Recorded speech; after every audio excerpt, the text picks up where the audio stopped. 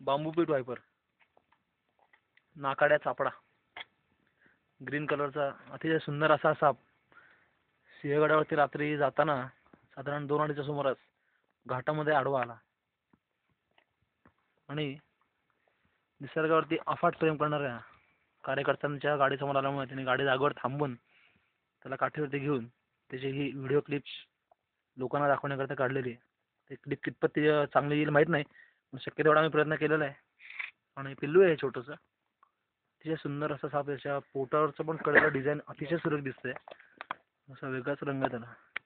आणि हा tree snake असल्यामुळे बेसिकली यांनी ती शेपटी अशी शेपटी पकडून ठेवली वरती. डोक्याच्या इथं आपण ट्राय करूया. सुरेख दिसतंय.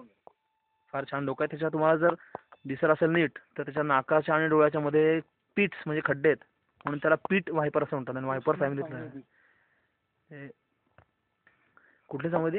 उष्मा संवेदी. म्हणजे ते तापमानामध्ये अगदी 0.02 सेंटीग्रेड जरी फरक पडला तरी त्याला ते जाणवतं. म्हणजे रादर उंदीर गेला समोरनं त्याला कळतं, त्याच्या रक्ताचा वास होतो, तो पाठलाग करतो त्याचा.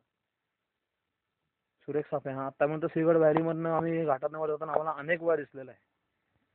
आता याला आपण फोटो काढले ना आम्ही, आता सोडून देणार इकडे. आता तो तर मला चावायला येतो माझ्या हातावरती. मी घाबरत नाहीये. आपण नाही घाबरत. काय रे कर, काय करायचं काय सोड इथं. चला सोडा आता सोडा. हा चला सोडा. चला बाय बाय. झाडावर अर्र